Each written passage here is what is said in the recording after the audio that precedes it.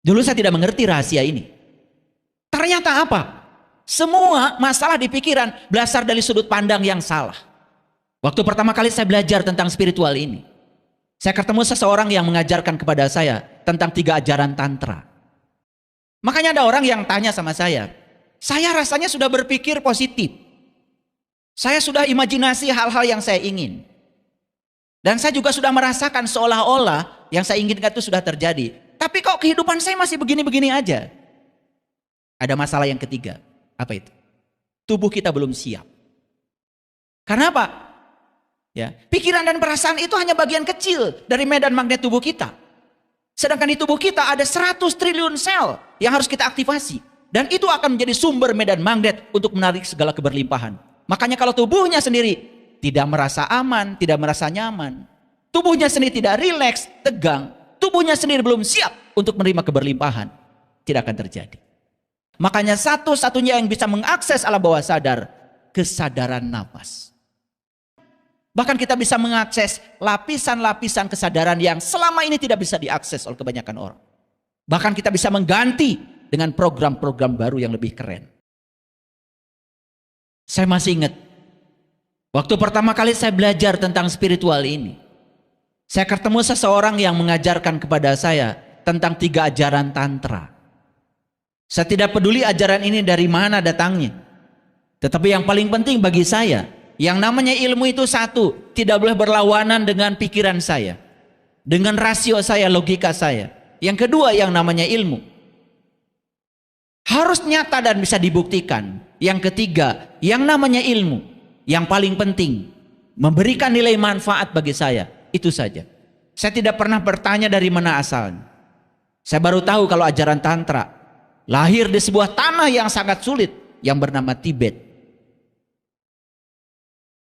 Apa ajaran itu? Yang pertama, sentuh matamu selembut bulu ayam. Dulu saya tidak mengerti rahasia ini. Ternyata apa? Semua masalah di pikiran berasal dari sudut pandang yang salah. Sentuh matamu dengan selembut bulu ayam, kita diajarkan untuk memiliki sudut pandang yang bagus terhadap kehidupan. Tidak terjebak, tidak terjebak benar salah, baik buruk. Terimalah semua yang kamu saksikan apa adanya. Ternyata itu yang membuat kita menjadi tidak curiga pada orang. Tidak gampang menilai orang, tidak gampang menghakimi orang. Lihat begitu banyak orang-orang yang mengaku dirinya berilmu tinggi, mengaku dirinya tokoh sesuatu, tapi kerjaannya setiap hari hanya menilai dan menghakimi orang. Belum selesai dengan sudut pandangnya, belum selesai dengan matanya. Matanya penuh dengan curiga pada semua orang. Gampang menyalahkan orang. Silakan Bapak Ibu, terus menghakimi orang, terus keluar, terus memandang keluar, tidak memandang ke dalam, semakin rusak. Sudah kita diajarkan program-program yang salah sepanjang hidup. Ditambah lagi, kita pun terus meracuni diri kita, memberi nutrisi pada ego kita, hal-hal yang membuat ego kita semakin berkembang, dan lama-kelamaan kita menjadi diri palsu. Sulit untuk menjadi diri kita sendiri, sulit untuk pulang ke jati diri kita sendiri. Yang kedua, ajarannya apa? Langit biru dan awan, sesuatu yang berbeda. Jadilah langit biru, biarkan awan putih, awan hitam datang dan pergi. Pelajarannya apa? Ingat, pikiran itu hanya bagian kecil dari kesadaran. Pikiran bukanlah dirimu.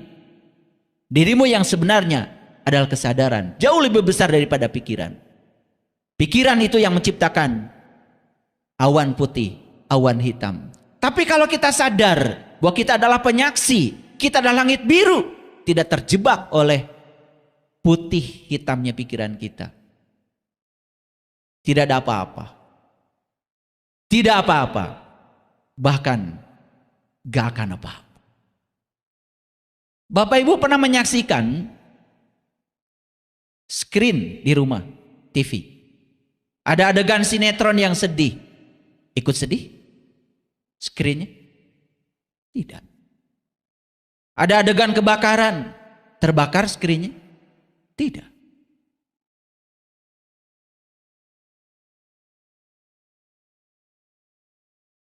Ada adegan sinetron yang happy ending, bahagia skrinnya?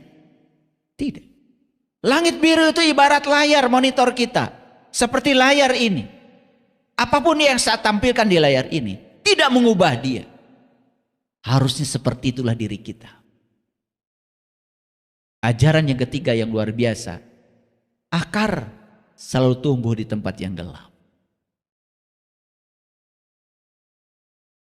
Begitu akar tercerabut dari tempat gelapnya, mati itu pohon, gak tumbuh.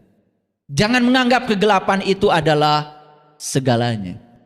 Bisa jadi kita akan tumbuh justru saat kita melewati kegelapan. Saat kita melewati kesulitan, saat kita melewati tantangan, justru itu adalah tempat di mana kita sedang ditumbuhkan oleh semesta. Ingat, di ujung terowongan selalu ada cahaya. Tidak ada malam terus-menerus, selalu ada siang. Dan tidak ada siang terus-menerus, selalu malam. Seperti itulah dunia mengajarkan kepada kita. Roda kehidupan pun seperti itu. Yang pengen sehat terus, tidak siap sakit, akan menderita saat dia sakit.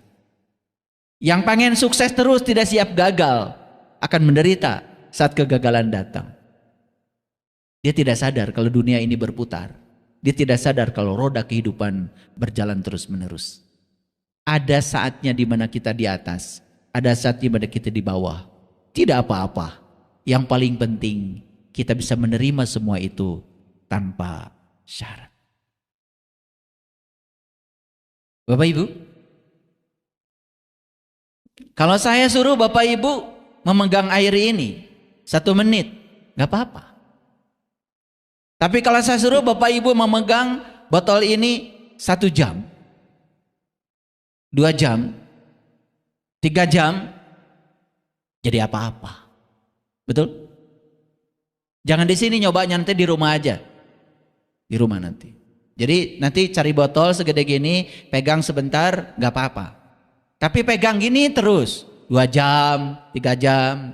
Gak usah kemana-mana, pegang aja dan rasakan. Nanti di rumah praktek ya. Seharian aja gak usah pergi kemana-mana, pegang botol, gini. Nanti rasakan. Gak usah dibilang dari sekarang kan belum merasakan. Saya sudah mencobanya, pegel. Jadi masalahnya bukan berapa besar botolnya. Masalahnya bukan berapa besar airnya. Masalahnya bukan berapa besar masalahnya. Yang paling berbahaya adalah berapa lama kamu memegang.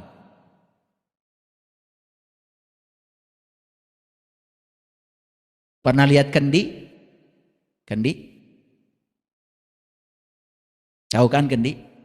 Bolong atasnya. Kalau leluhur kami di tanah Jawa Barat ini mengatakan kendi itu lambang dari tubuh kita. Makanya bagian atasnya kan kosong. Itu melambangkan daerah sini tuh. Makanya dulu kan ini kosong kayak kendi. Ini kenapa? Karena ini adalah di sini ada satu chip yang disediakan semesta untuk berkomunikasi dengan alam yang tinggi. Makanya kalau leluhur kami menyebut daerah sini namanya Beungeut. Daerah sini namanya Beheung. Daerah bawah namanya Beteung. Hebat. Beungeut, Beheung, Beteung. Makanya kalau belajar ilmu tentang pusat-pusat energi yang namanya cakra. Cakra itu adanya di Beungeut. Di sini. Dan di sini. Ada 2 cakra.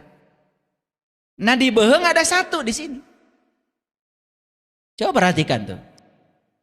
Orang yang tidak keluar, tidak kebat, selalu menahan emosi, mau ngomong takut, ya, memaafkan tidak. Ini masalahnya pasti di sini. Sini. Batuk-batuk, nggak selesai-selesai. Ini kan cakranya di sini yang terganggu di daerah Beheung. Itu sudah 3 tuh, pusat energi. Turun ke bawah di sini. Nih di sini. Turun ke bawah lagi di sini. Ya. Udah berapa itu? 2 kan? Turun ke bawah lagi di sini. Di daerah sensitif. Yang ketiga, turun lagi ke bawah. Itu pasti tulang ekor. 4. Maka 4 tambah 3 jadi 7. Makanya kalau daerah-daerah itu pusat-pusat energi itu lancar energinya, sehat. Makanya ada orang yang tanya sama saya rasanya sudah berpikir positif. Saya sudah imajinasi hal-hal yang saya ingin. Dan saya juga sudah merasakan seolah-olah yang saya inginkan itu sudah terjadi. Tapi kok kehidupan saya masih begini-begini aja? Ada masalah yang ketiga. Apa itu? Tubuh kita belum siap. Karena apa? Ya, pikiran dan perasaan itu hanya bagian kecil dari medan magnet tubuh kita. Sedangkan di tubuh kita ada 100 triliun sel yang harus kita aktifasi. Dan itu akan menjadi sumber medan magnet untuk menarik segala keberlimpahan. Makanya kalau tubuhnya sendiri tidak merasa aman, tidak merasa nyaman, tubuhnya sendiri tidak rileks, tegang, tubuhnya sendiri belum siap untuk menerima keberlimpahan, tidak akan terjadi. Nanti kita praktekkan ya di akhir sesi ini. Ketika tubuh rileks, semua sistem saraf dalam tubuh kita menjadi sangat-sangat damai. Saat itu tubuh kita memproduksi dopamin, serotonin, oksitoksin, endorfin. Ya, tubuh menjadi rileks. Ketika tubuh menjadi rileks, dia dalam frekuensi cinta, dalam frekuensi syukur. Apa yang terjadi? Dia akan memancarkan energi ke semesta. Dan getaran ini akan direkam oleh semesta. Yang dikembalikan adalah like attracts like. Karena di sini energi syukur, keberlimpahan, yang datang selalu keberlimpahan. Bukan kekurangan. Wih, kalau kita tahu rahasianya. Saya bagikan ya hari ini, tapi pelan-pelan ngajinya, pelan-pelan. Kecepatannya ini masih 5 km per jam.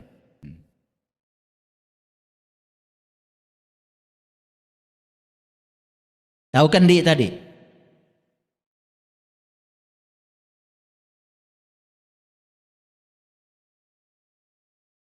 Masukkan aja ke dalam kendi itu kacang atau apa saja. Kalau monyet datang, pasti dia akan masukkan tangannya ke kendi, ambil kacang. Dan yang namanya ngambil kacang, waktu masuk tangannya kan mulus begini. Tapi waktu dia sudah ngambil kacang kan dia menggenggam. Betul? Nyangkut kan? Nyangkut. Si monyet ini malah teriak-teriak. Bukan melepaskan ikatannya. Bukan melepaskan yang dia pegang. Teriak-teriak. Ya ditangkap orang sekampung. Makanya cara nangkap monyet yang paling gampang begitu. Kalau kita yang waras tinggal bilang dasar monyet. Betul nggak? Kan tinggal dilepaskan aja pegangannya, dia tarik lagi. Selamat kan? Tapi karena dia berfokus pada yang dia inginkan, dia pegang terus itu kacang, kan begini, nyangkut di kendi. Betul? Kira-kira begitu kalian. Sering nyangkut di kendi. Betul nggak? Iya. Ada kejadian yang tidak suka di masa lalu dipegang aja terus. Betul nggak? Diingat-ingat sampai dada sampai sesak. Kepala jadi pusing, migrain. Makanya kalau orang cerita penyakit langsung terbaca sebetulnya.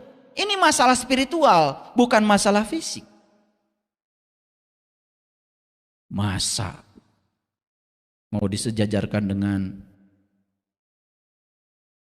saya nggak tega nyebutnya. Jadi yang suka menggenggam terus ya, genggam. Dulu pernah sukses di masa lalu, cerita kesuksesan jadi terus. Padahal sudah lewat.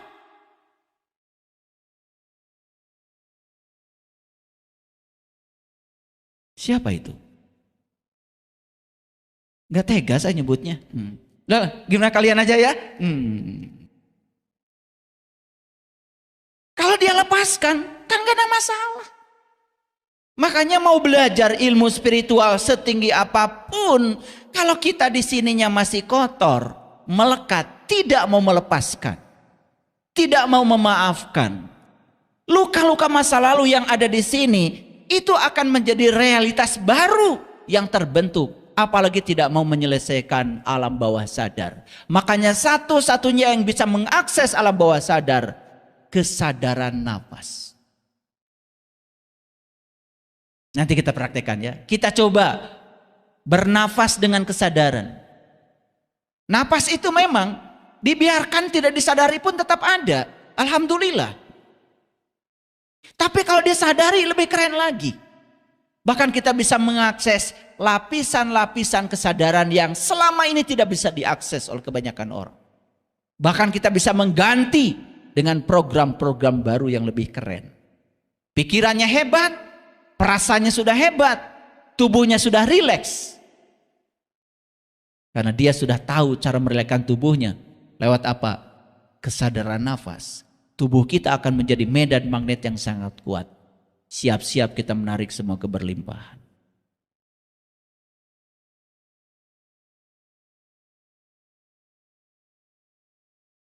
Apa yang terjadi selama ini? Kita menganggap Tuhan itu entitas yang terpisah dengan diri kita. Padahal beliau sudah ngasih alamat kepada kita. Wa huwa ma'akum aina ma kuntum. Aku bersamamu dimanapun kamu berada. Itu alamat sejelas itu. Masih menganggap Tuhan itu ada di tempat yang jauh. Dia adalah sebuah sosok yang bisa diatur oleh permintaan-permintaan kita. Begitu? Maka rubah Bapak Ibu kalau ingin merubah realitas. Doa bukan permintaan. Doa adalah pengakuan.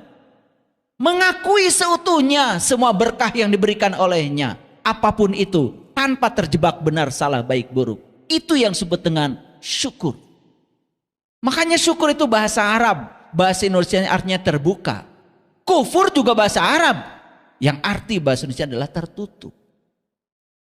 Sepanjang kita masih tertutup. Sulit memaafkan. Masih menjustifikasi orang. Apapun yang terjadi selalu ada penolakan, tertutup. Jangan bermimpi hidupnya dengan keberlimpahan. Makanya belajar spiritual, belajar agama itu Bapak Ibu, praktek. Praktek. Saya sudah belajar, sudah mengamalkan surat ini. Ayat ini saya baca 100 kali sehari, tapi nasib saya tidak berubah. Bagaimana berubah? Yang dipahami oleh semesta bukan kata-kata kita. Yang dipahami semesta itu adalah getaran yang kita pancarkan. Bagaimana mau bergetar hatimu? Yang dibaca olehmu sendiri kamu tidak mengerti. Karena itu bahasa orang lain.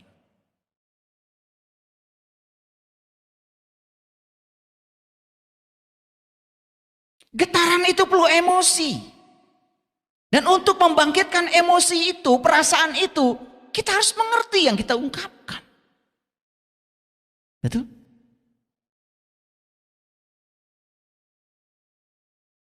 Saya dikasih jimat sama orang tua saya. Jimatnya sederhana sekali. Itu jadi jimat, jadi mantra. Dan setiap saat saya ucapkan. Jimatnya begini, dikasih orang tua saya. Pakai bahasa Indonesia atau bahasa Sunda? Ya bahasa Indonesia aja. Udah diterjemahkan ya ini, ditranslate. Kalau bahasa Inggris nanti tambah gak ngerti. Ini boleh diamalkan ini, saya bagikan jimat ini. Jimatnya begini. Dimanapun saya berada, dengan siapapun saya bertemu, saya akan melakukan kebaikan kepadanya tanpa pamrih. Si jimat. Catat jimat ini. Apa jimatnya? Dimanapun saya berada, dengan siapapun saya bertemu, saya akan berusaha melakukan kebaikan kepadanya tanpa pamrih. Ya? Apa? Sekarang sedang di mana kita? Di masjid. Bertemu siapa? Bertemu saya, bertemu. Awas jangan lupa melakukan kebaikan tanpa pamrih. Ya, ingat ya.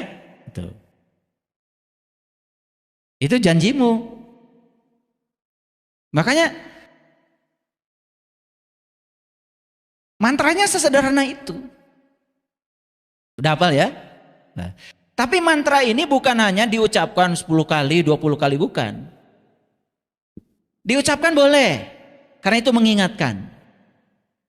Tetapi lebih bagus lagi, disadari. Ulangi, di apa? Sadari. Jadi kalau kalian bertemu dengan orang, nanya dulu, saya udah bertemu orang ini, tadi nggak melakukan kebaikan apa-apa. Ya, kebaikan tuh macam-macam. Mau senyum, mau menyapa, betul? Ya. Mau ngasih empati, ngasih perhatian gitu, ngasih ongkos lebih bagus lagi. Ya. Ini janji ya, janji.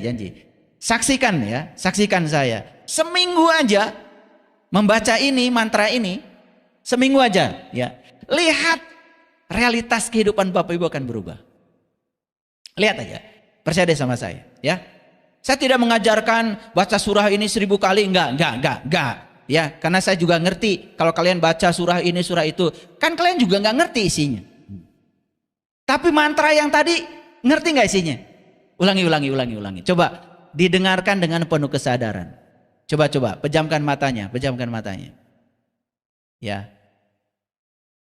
Dimanapun saya berada, dengan siapapun saya bertemu, saya akan melakukan kebajikan tanpa pamrih. Ulangi lagi ya. Dimanapun saya berada, dengan siapapun saya bertemu, saya akan melakukan kebaikan tanpa pamrih. Udah masuk alam bawah sadar. Udah masuk. Tadi udah nyemplung, udah masuk. Kenapa saya suruh pejamkan mata tadi? Supaya masuk di gelombang teta dulu. Kalau di gelombang beta susah masuk itu. Ya ini ya. Di sini lengkap pelajarannya. Paham ya sampai situ? Oke. Udah hafal mantranya? Oke. Seminggu dari sekarang silakan. Mantra itu dibaca dengan penuh kesadaran. Tetapi yang paling penting adalah melakukan kebaikannya. Dan lebih penting lagi, lakukan kebaikan itu los tanpa pamrih. Wah, udah keren deh, keren. Tepuk tangan dong buat saya. Ternyata saya masih butuh tepuk tangan. Sebetulnya saya tidak butuh tepuk tangan, supaya rame aja, supaya tangannya kalian nggak pegal dari tadi. Dengerin saya terus bicara. Oke? Ya. Bisa dilanjutkan? Oke. Apapun yang akan diisikan menjadi kotor jika wadahnya kotor. Setuju ya? Setuju? Makanya gini ya, gini. Hanya kekosongan yang bersih yang bisa menerima semua berkah. Saya sudah kosong, tetapi kosongnya nggak bersih. Ingat ya? Gak akan ada artinya. Makanya banyak orang belajar spiritual, belajar ini, belajar itu, ketemu guru-guru yang hebat, kok gak berubah? Masalahnya karena dirinya itu masih kotor, wadahnya itu gak bersih. Masih banyak dogma, doktrin yang dibawa dari masa lalu, itu yang mengotorinya.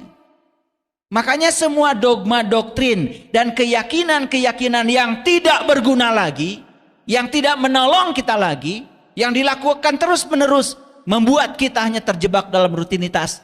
Lepaskan. Kalau ingin berubah. Kan judulnya mengubah realitas dengan kekuatan langit nih.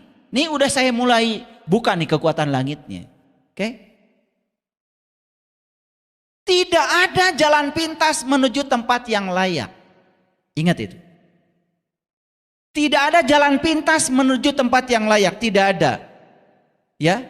Alam semesta ini tidak mengenal proses revolusi. Spiritual itu tidak kenal revolusi. Spiritual itu hanya mengenal satu kata, evolusi. Ya. Karena dengan ketekunan yang luar biasa, siput bisa mencapai samudra. Evolusi atau revolusi?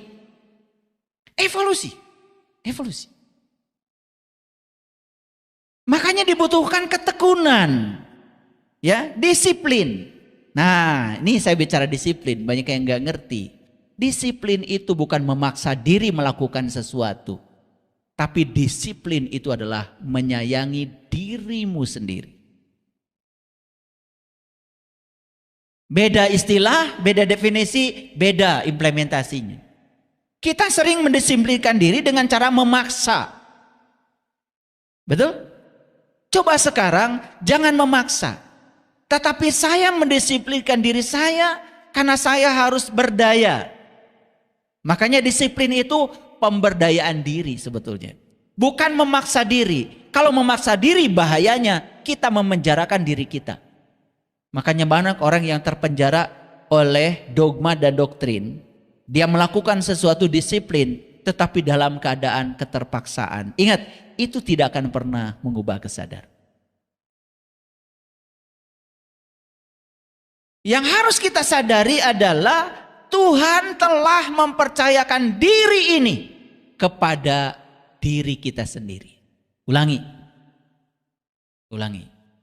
Tuhan telah mempercayakan diri kita ini kepada diri kita sendiri. Ingat itu. Jadi jangan digantungkan diri kita kepada siapapun. Karena Tuhan sudah mempercayakan proses penyelamatan diri ini bukan pada siapa-siapa, kepada diri kita sendiri. Ingin selamat Bapak Ibu? Ingin selamat? Gampang. Pikirkan yang baik-baik. Bicarakan yang baik-baik. Lakukan yang baik-baik. Sudah, itu selamat. Syaratnya cuma 3. Jangan bodoh, jangan lalai, jangan lupa. Itu aja. Apa? Banyak mantra hari ini. Apa? Jangan bodoh, jangan lalai, jangan lupa. Itu aja. Pikirkan yang baik-baik, bicarakan yang baik-baik, lakukan yang baik-baik. Bicarakan dan pikirkan semua yang kita mau. Jangan membicarakan dan memikirkan hal-hal yang kita tidak suka. Itu aja kok, sederhana. Tapi harus praktek ya. Praktek ya. Nah, itu sebabnya ya, menyadari kehadiran Tuhan dalam diri itu kunci yang paling utama. Menyadari kehadiran Tuhan dalam diri adalah kunci yang paling utama. Karena apa? Dengan merasakan kehadirannya, maka kita akan terbebas rasa takut, rasa khawatir, rasa cemas, rasa kekurangan, dan semua rasa-rasa yang negatif. Akhirnya apa? Tubuh kita akan menjadi medan magnet yang siap menarik semua yang kita mau. Keren banget Bapak Ibu. Keren sebetulnya. Ya. Tes lagi. Tadi mantranya masih ingat? Apa? Dimanapun saya berada, bertemu siapapun, saya akan melakukan kebajikan tanpa pamrih. Itu benar? Benar? Oke. Mulai sekarang nih. Karena janjinya dimanapun kita berada. Begitu keluar dari sini, di sini, dimanapun. Lakukan kebaikan tanpa pamrih. Dah, keren. Disitulah kita akan mengalami wayarzuqhu min haitsu la yahtasib. Rezeki datang dari arah yang sama sekali kita tidak menyangkanya. Semua yang pamrih, dia berharap ketika melakukan kebaikan, dia mendapatkan kebaikan hanya dari satu arah yang dia pikirkan. Padahal kita ingin dari semua arah. Jadi gampang. Kalau dapat rezeki dari semua arah, kuncinya cuma satu. Lakukan semuanya tanpa pamrih. Clear sampai sini? Oke.